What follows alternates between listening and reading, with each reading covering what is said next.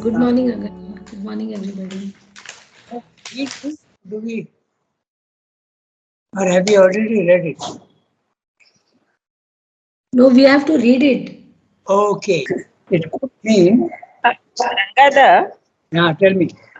yeah, in the Rajput kings, there was both Chandravanshi Rajas and Suryavanshi Rajas. So I Yes, think it is basically a line of descent from that some people is, who, that is obvious. But the problem is, what is the origin? From where does it come? Has it anything to do with the moon and the sun? Or is it just psychological? I think it is symbolic. Ah, It is that symbolic. makes sense, actually, that makes sense. Okay. But there's something in the agenda which is very puzzling. Okay. Mother speaks about the lunar race and the Chinese coming from there. So psychologically, yeah, the nature of the race that Yes, makes the sense. nature of the race, because moon and sun in Yeah, astrology, if you see, it represents absolutely opposite characters. that's right. The sun is So, hot, violent, yes, and the moon is gentle, sweet, soft. yes, and it is more with the mind. Sun Yeah, is more with vital and vital. physical. Astrologically, also, I'm saying, not only otherwise. So Yeah, maybe there's more to do with that. Maybe I'm not sure. Again, this is also guessing like you are. yeah. And The Rama's line of descent is Ikshvaku are from the solar dynasty, whereas the mother says that the Chinese are from the lunar dynasty. So Also, Rangada, these Kauravas and Pandavas, they were Chandravamshi, that is lunar dynasty, no? I don't know. I Yes, have, they were Chandravamshi. So, so they are lunar line, and uh, Rama is solar line. okay, okay. So that must be definitely from psychological point of view and the nature of the race. It must be that. Okay, so let's start reading. Pallavi, Yes, Rangada. go ahead. We have had occasion already. We have had occasion already, when speaking of the divine teacher, to state briefly the doctrine of avatarhood as it appears to us in the light of Vedanta, the light in which the Gita presents it to us. We must now look a little more closely. I think there is a disturbance, no, Rangada? Uh, yeah, there is small disturbance. What to say from where it is coming. Even now. oh, sorry, I haven't muted. I'm muted. Yeah. We must now look Yeah, go a ahead. little more close. We must now look a little more closely at this avatarhood and at the significance of the divine birth of which it is the outward expression. For that is a link of considerable importance in the integral teaching of the Gita. And we may first translate the words of the teacher himself, in which the nature and purpose of avatarhood are given summarily, and remind ourselves also of other passages or references which bear upon it. Many are my lives that are past, and thine also, O Arjuna. All of them I know, but thou knowest not, O scourge of the foe. Though I am the unborn, though I am imperishable in my self existence, though I am the Lord of all existence, yet I stand upon my own nature, and I come into birth by myself, Maya. For whensoever there is the fading of the dharma and the uprising of unrighteousness, then I lose myself forth into birth. For the deliverance of the good, for the destruction of the evildoers, for the enthroning of the right, I am born from age to age. He who knoweth thus in its right principles my divine birth and my divine work, when he abandons his body, comes not to rebirth, he comes to me, O Arjuna, delivered from liking and fear and wrath, full of me, taking refuge in me, many purified by austerity of knowledge have arrived at my nature of being. Madbhavam, the divine nature of Purushottama. As men approach me, so I accept them to my love. Bhajami, men follow in every way my path, O son of Pritha. Yeah. So this, as I said last time we were discussing, the avatarhood is a concept which is absolutely fundamental to only India. Okay? And it flows immediately, directly from the Vedanta philosophy. Because the Vedanta philosophy says there is only one ultimate truth. Spirit and matter are really essentially the same. So if it is like that, then the divine can very well be here. But the problem is that the divine is here in a hidden manner. Then when the evolution comes up, which is also there involved in the Dashavatar, the implied meaning is certainly the evolution. And then the divine can come down here because it is his, but he will come down in a form which is suitable for the physical world. In other words, he takes on a body, he takes on a vital, he takes on a mind. But the consciousness and the essence of him is divine. And he knows he is divine. Okay? That's the difference. We also have come from the highest level and we also have the divine in us, but we are not conscious of it. Okay? When you become conscious of your divinity, then you are an avatar. Okay, we come back to each sentence. This is the avatarhood is very, and that's why Sridhar is discussing so many pages, possibility and purpose of avatarhood, because it is denied by many other religions and systems. We have had occasion already, when speaking of the divine teacher, to state briefly the doctrine of avatarhood as it appears to us in the light of Vedanta, the light in which the Gita presents it to us. This is in chapter 2, pages 10 and 12. Pages, of course, will differ, but in chapter 2, he has spoken about it. So, we must now look a little more closely at the avatarhood and at the significance of the divine birth, of which it is the outward expression. For that's a link of considerable importance in the integral teaching of the Gita. The integral teaching, note the word integral. Gita is very integral. It's a synthesis. So what is that? There is no difference between the highest and the lowest. Okay? Completely only oneness is there everywhere. And what is he going to examine? What is the purpose? First of all, is it possible for the divine to come down with a divine consciousness in the body? That's the number, the possibility. Secondly, the purpose. When the divine comes down here, what the hell is he going to do? Although he has subjected himself to the laws that he himself has made. Okay. So what's he going to do? What is the purpose of avatar?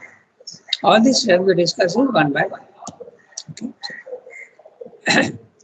And he says it's got a great importance in the Gita because the whole teaching is by the avatar. So naturally it's very central, the avatar. And he is explaining that many have been my lives in the past and I know all of them, but you don't know but you also have been in the past, but you don't know.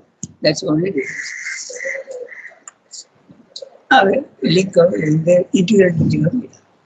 And we may now first translate the words of the teacher himself, in which the nature and purpose of avatarhood are given summarily.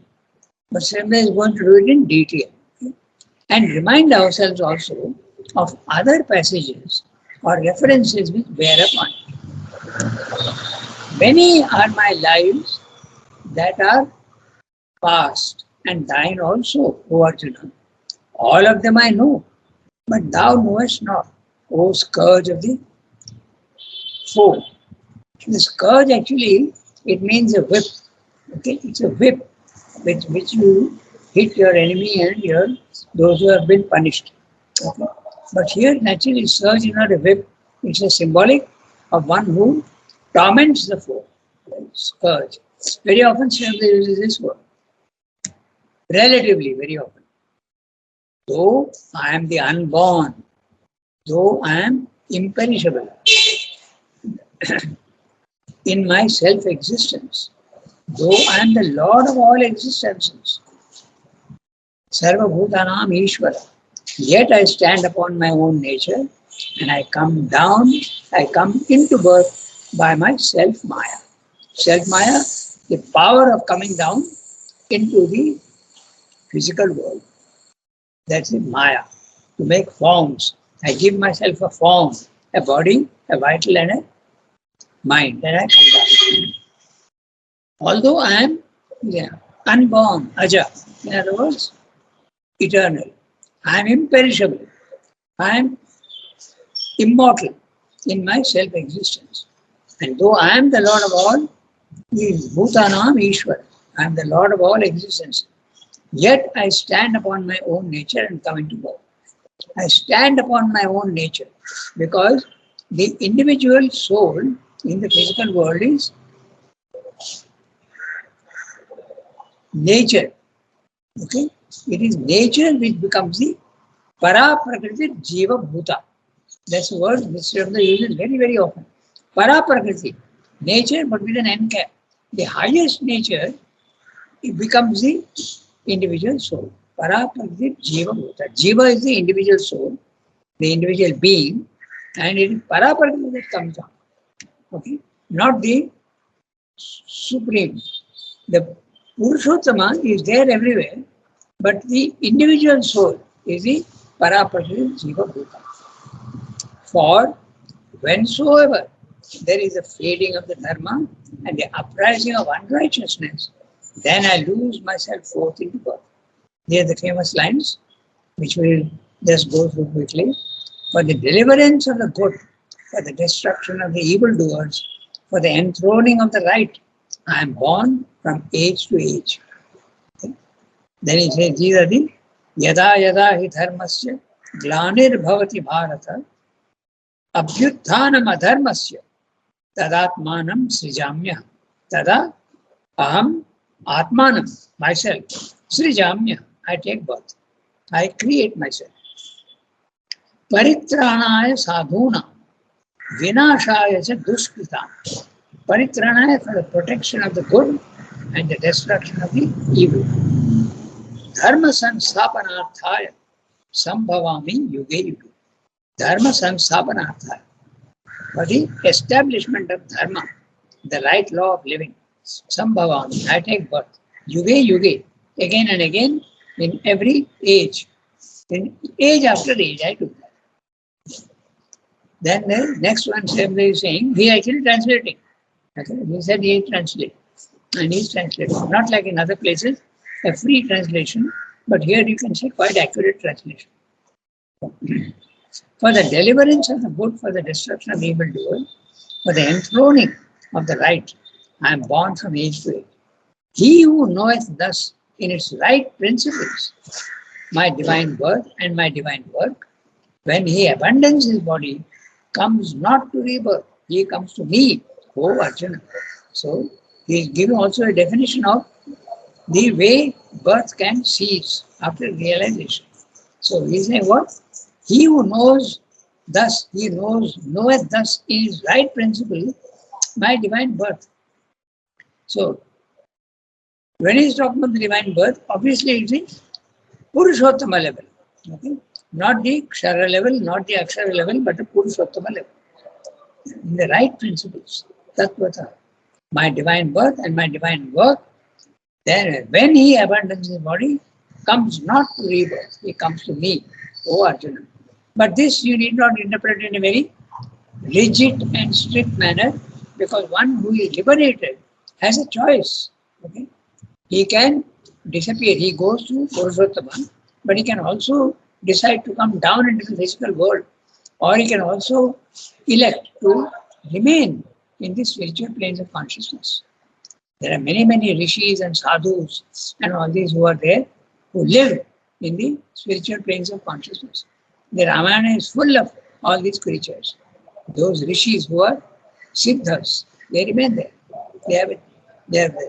So when he says comes not to rebirth, it's a statement which says that he need not come down. Okay, that's what it means. Delivered from liking and fear and wrath. There are the dualities. Delivered from liking and fear and wrath. Full of me, Manmaya Bhava, he says in one place. Become full of me. Manmaya Bhava. Taking refuge in me. Okay? Many purified by austerity of knowledge. Now note the word austerity of knowledge. The path of knowledge is very austere. It's like a dry, very dry. Whereas the path of the bhakti is full of rasa. Okay, it's ananda. It's not austerity. That's the difference between the two paths. Austerity of knowledge. Have arrived at my nature of being, mat bhavam, the divine nature of Purushottam. Very clearly, Srimad is talking about the Purushottama level. Okay, so, as men approach me, so I accept them in my love. So this is the ye yatha mam prapadyante tan sadaiva bhajamya. Okay, that doesn't mean to say that it's a business-like deal. Whatever you give me, I will give you that much. It's not like that. Because as you approach him, you are opening yourself. And when you are opening yourself, then the divine can come in. If you keep your doors closed, how will he come in? He will never force. Okay? So the more you open your doors, the more he can come in. This has to be interpreted in this way. As men approach me, so I accept them to my love.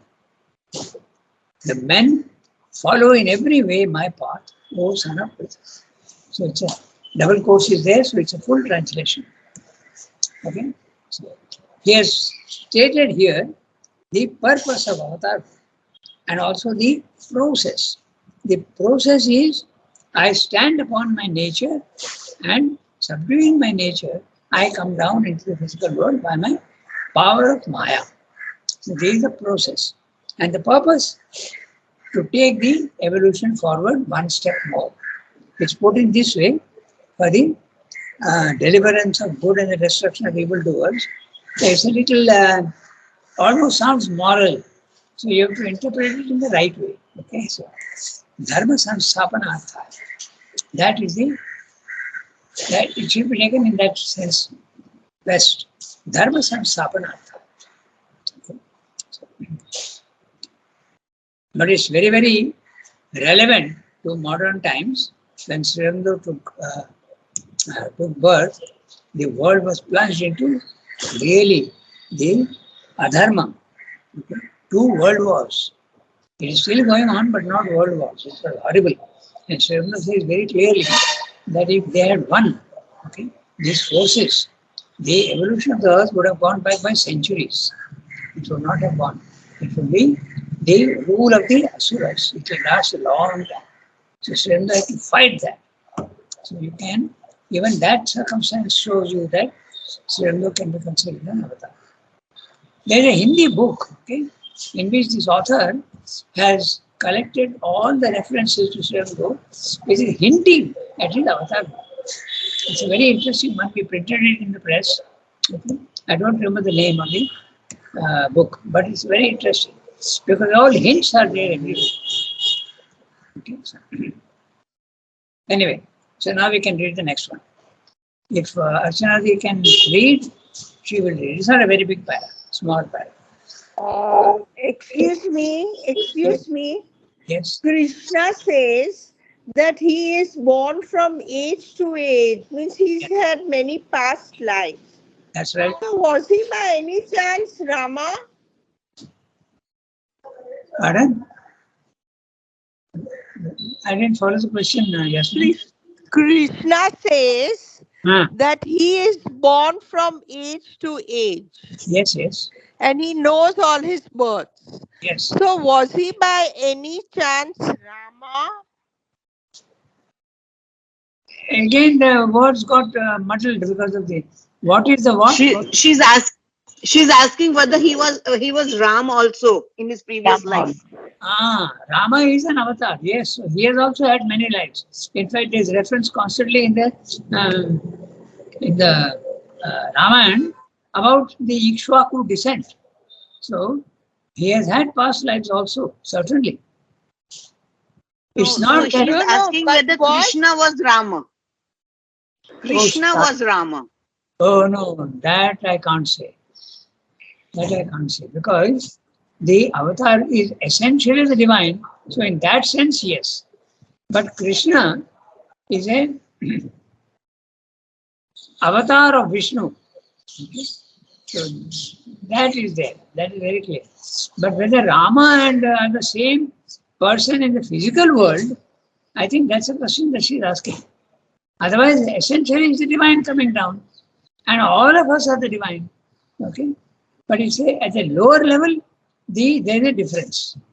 At the lower level, we are all essentially divine, but we have got different personalities. No, but it was Vishnu who took birth, no? So Ram also was Vishnu in the sense, right? In Dasavatar, it is Vishnu taking all the births. So if that is there, then yes, it's the same person at the highest level. But at the lowest level, it is not. No, yes. But one and the many, there is multiplicity at the bottom. So you can't say that Ram and Krishna are the same. They are the same at the highest level. In fact, Pallavi, you and Yasmin and Archana Ji and Saroja Ji and Shilpa Ji and Kiran, Sunki are all the same at the highest level. They are all essentially divine. But when we come down, we become different personalities. No, but like when Krishna knew that he was an avatar, whether Ram knew that he was an avatar or not. I think he knew. Because that's the definition of an avatar. Okay? Yes. Because he does speak about his own strength. He does speak. Yes. I think Sherwin says that that is the basic difference between avatar, that is fully conscious that he's coming down for a certain purpose in the world. That's right. Yeah. And Ram came down to establish the moral principle. Krishna came but to establish like Krishna says in the Gita, no, he had given this Gita, the yoga, but Ram never delivered any speeches or anything of the sort to teach humanity anything. it is not mentioned, but that doesn't mean that it is not there. It is not mentioned. Maybe he was setting an example by himself. Yeah. He says that the yoga has come down from age to age through many, many lines. That's what he says in the Gita. Huh? Then in Mahabharata, in Mahabharata era, Parshuram was also there and Krishna is also there, no? Parshuram is also known as an avatar of Vishnu, and Sri Krishna is also known as an avatar of Vishnu. Yeah. So both were simultaneously on the same time. So in Ramayana also Parshuram was there and Rama were there. Oh, I don't know in Ramayana whether the Parshuram, but Ram broke Parshuram's this bow, no? All these are symbolic. Huh? So, But I think in the Dashavatar system, Parshuram was before Ram and Krishna both. Of course. And yes. And Parshuram's the story you're telling, Pallavi, of the this thing, no? Bow which we broke. The bow, yeah. The bow was there and it had been kept for centuries, and it was with the possession of Janak. So it doesn't mean that at the same time Parshuram was there. No? My possession can be there even centuries after I am gone, and something which was like Parshuram's bow.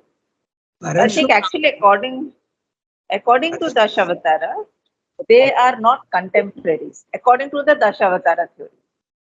Yes. This question we need to understand correctly. There is a Narasimha.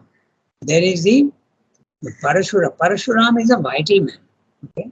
Then Rama is a mental man. Then Buddha or Krishna is a spiritual man. So it's a symbolic story saying how the avatars, there is an evolution from man to man. Okay? So when they are symbolized as ordinary human beings, okay, that means it's a symbol. So we can't speak about contemporariness and all that. That becomes, we are taking the symbol to be a fact. That we have to be very careful about. Very clearly, Parashuram, Parashu, he has an axe. So he is a vital man. Then there is Rama, who is a mental man.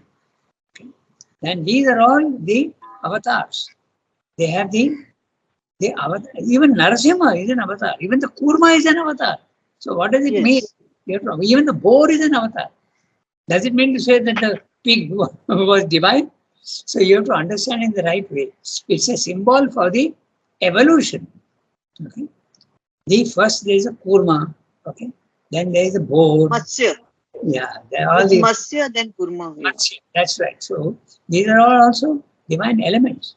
When they come down, they are subjected to the laws of the physical world. Okay. That's what you have to understand in that way. So to speak of yeah. Any idea what Krishna's past life, who he was? No, there is no indication. But future life is definite. Sri Aurobindo.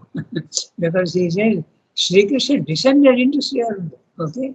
With that Krishna consciousness, he descended into Sri Aurobindo's body in 1926. In according to Jainism, Sri Krishna is going to be the next Tirthankar. In next 24 Tirthankar, he will be one of the Tirthankar.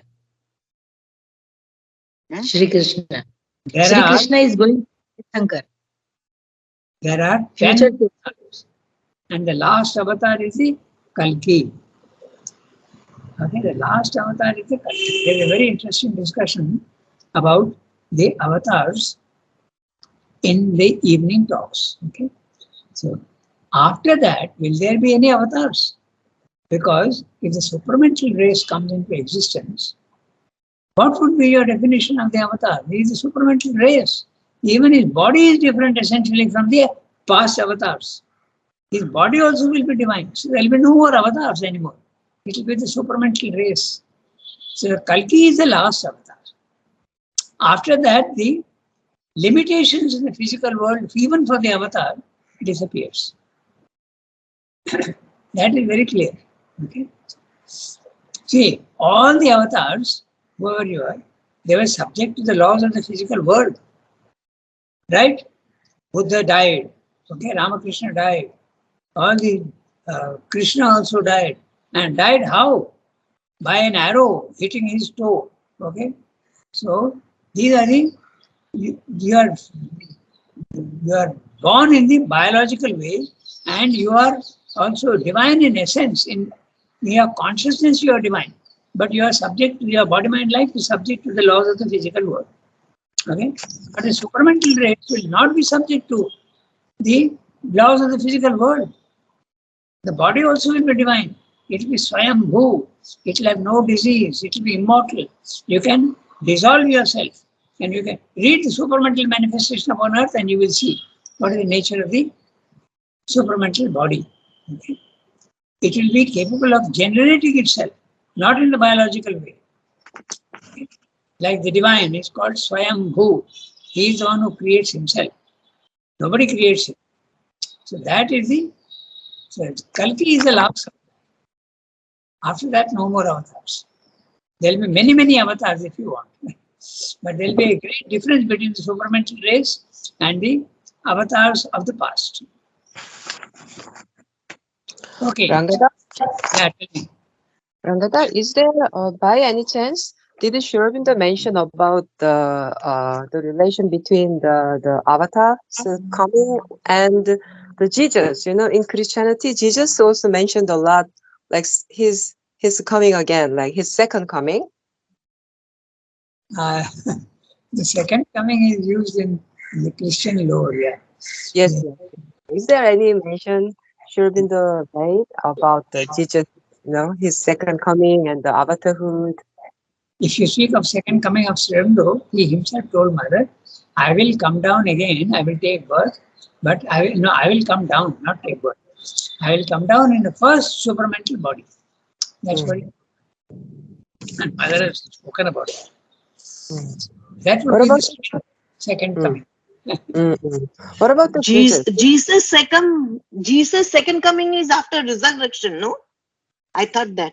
Yes, after resurrection. Yes. Resurrection was the thing, the past resurrection of Jesus is the past event already happened, and the prediction, the biggest the prophecy and prediction in Christianity is Jesus second coming of the Jesus. So I just wonder, you know, if Sri Aurobindo mentioned that in terms of the history of Avatar and the future thing. I don't know if he has spoken much about Jesus Christ's second coming. I don't know. You have to read Srimad very, very carefully. 50 volumes, each one about 500, 700, 800 pages. Huge amount of knowledge. So, okay, so we have read only one para today, but the other one we have got 3 minutes left. No, we have got 8 minutes, so we can read the next para. But most men, the Gita goes on to say, it's a small para, we can read it. Is Rangana, 1 minute before we go to the paragraph. I think he has said that Jesus was an avatar, right? who? Chairman. No, He has mentioned it. I can't remember the reference now, right now. But I'll look it up and tell. He has mentioned this much that Jesus Christ is also an avatar. who? I didn't follow the name. Who is avatar? Christ. Christ. Jesus Christ. Oh, of course. There's no doubt about it. Jesus Christ Krishna. He constantly speaks. Jesus Christ. Exactly, that's what I'm saying. But about second coming or not, here, of course, I also don't know. But there's no and I doubt. can't say. There's no doubt that Jesus is an avatar. There's no doubt about it. Absolutely. That is all I want. He had a divine consciousness. Absolutely. Okay, let's read the small paragraph. Somebody else has to read. I will not be able to read. Okay.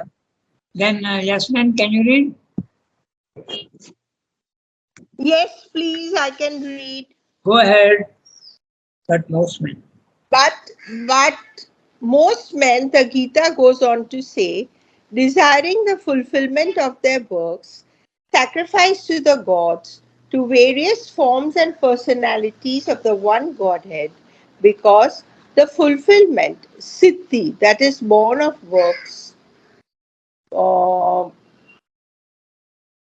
works without knowledge, is very swift and easy in the human world. It belongs indeed to the world alone.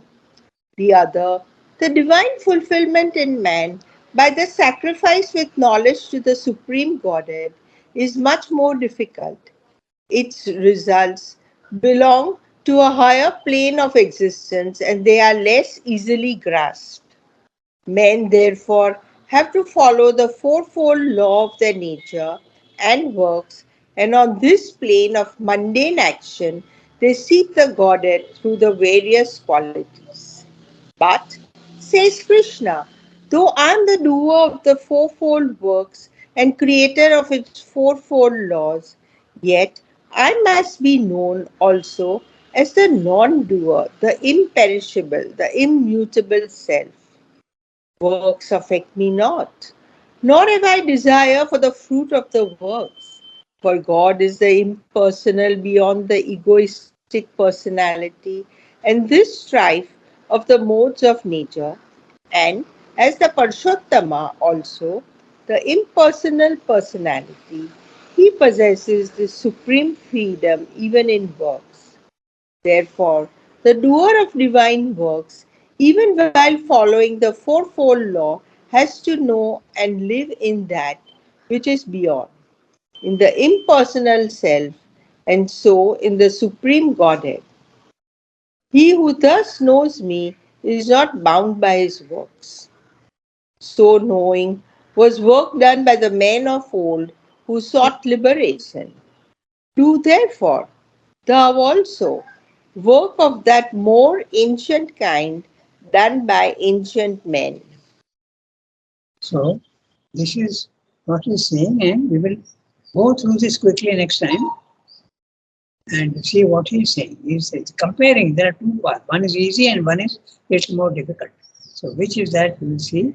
And finally, he is telling uh, telling Arjuna that just as I do work, but I don't need to have any desire, nor have I anything to achieve, you also should continue to do work in that same way, in the same way that the ancients have done. Particularly, he mentions particularly about Sita's father. Okay, then the ideal karma yoga is known to be the ideal karma yoga. What is the name of Sita's father? Janaka. Janak, Yeah, Janaka. Dashrath. Yeah, Janaka. Dashrath is Ram's father. Dashrath is Ram's father. He was a great king, but he was not a karma yogi. So we'll take up this next time. Okay, I'll make a note.